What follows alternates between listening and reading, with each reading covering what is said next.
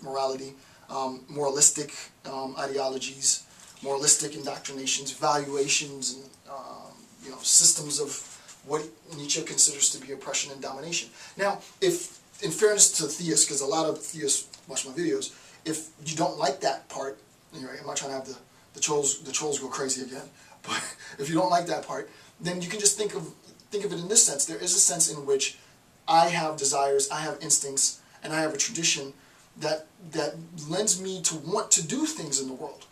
And there really isn't anything stopping me from doing. We're not talking about legal stuff now. We're talking about sort of moral stuff, right? To be clear. The legal discourse, even though it applies, he doesn't talk about it at this point, so I'm not talking about it. Moral.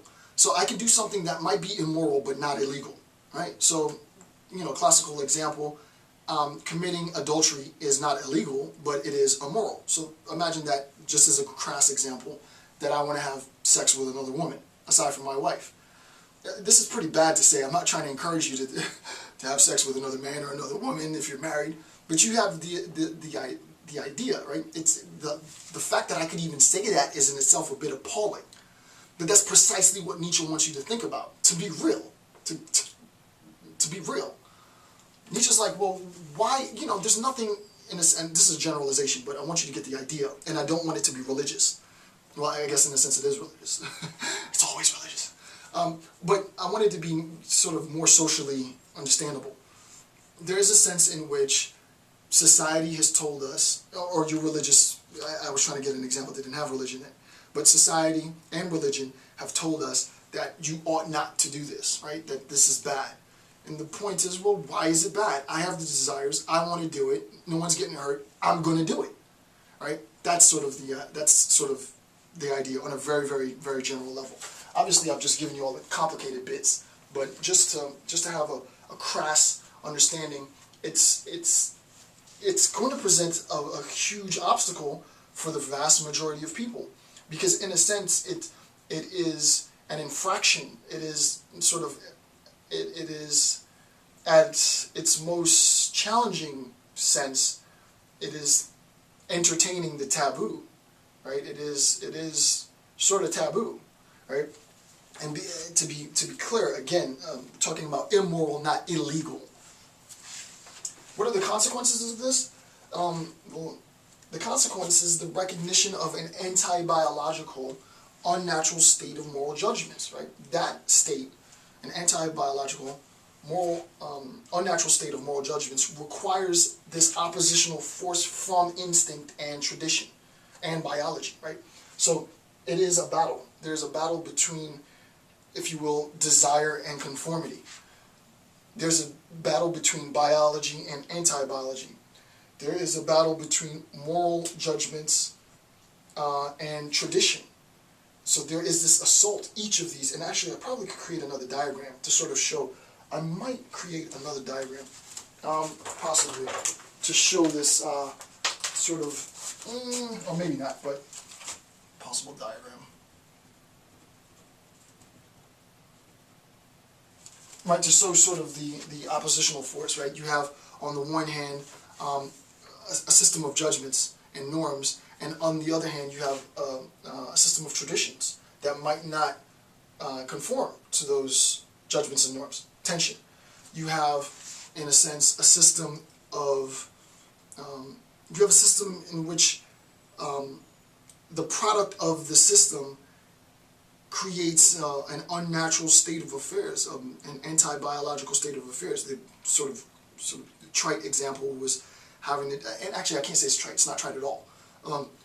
The very important example of black women having to force their hair straight, white women having to maintain unnatural levels of fitness, right? In opposition to a natural state of affairs, where I weigh what I wear, I weigh what I weigh, I wear my hair the way I wear my hair, right? So it's that, right? So the consequences are that there is this tension, there is this ensuing battle, and Nietzsche talks about. One second. Nietzsche talks about this notion of homogeneity, and he talks about this in note 68. So I want to read this note in note 68. He says, first sentence, note 68, why everything turns into histrionics. Modern man lacks the sure instinct, consequence of a long homogeneous form of activity of one kind of man. In my genocide, in my lecture on genocide, the one thing that you recognize when a state is moving toward genocide as a possible action is when the state wants to implement a homogeneous society. Homogeneity is in opposition to heterogeneity.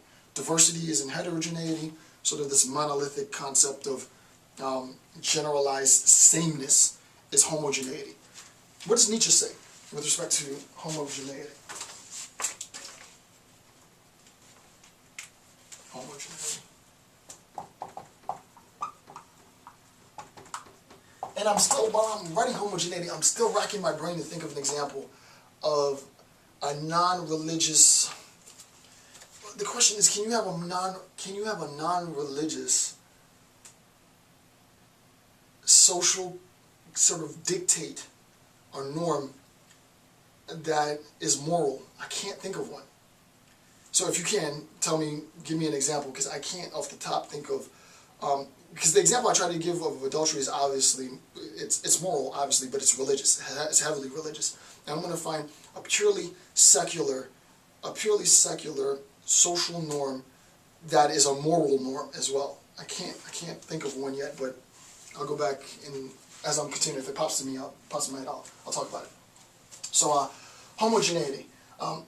Nietzsche says modern man lacks, right? He lacks.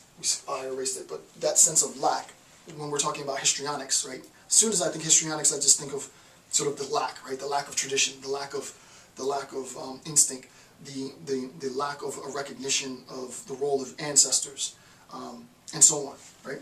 Modern man lacks the sure instinct, which is the consequence of a long homogeneous form of activity of one man. What does that mean, right? That is the idealized man prescribed by moral imperatives.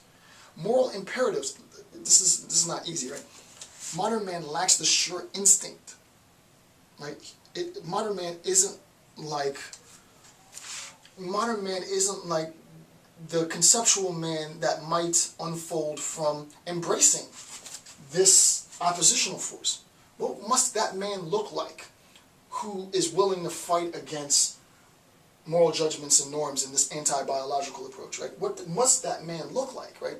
A man informed by instinct, a man informed by tradition, a man informed by biology, a man informed by ancestors. What must that man look like, right? That man is in opposition to, we'll see obviously later, and some of you already know what that man is, but that man is in opposition to a man he actually leaves unnamed, which is where I come in. Specifically, this is where the baton change came for me in the dissertation, is that I was more interested not in this guy, right, but in this guy. I wanted, who's this guy, right? This is more sort of Gassette's notion of the masked man, which I'm going to talk about in a little bit, right? So that is the idealized man prescribed by moral imperatives. The inability to achieve anything perfect, that being the telos, is merely a consequence of this, right? So what does this mean for Nietzsche? What I want to do, and I'm almost at the 2-hour mark. What I want to do for the last bit of the lecture is to describe the final image, right? And it's almost like the first image, right? So we have moral judgments, right?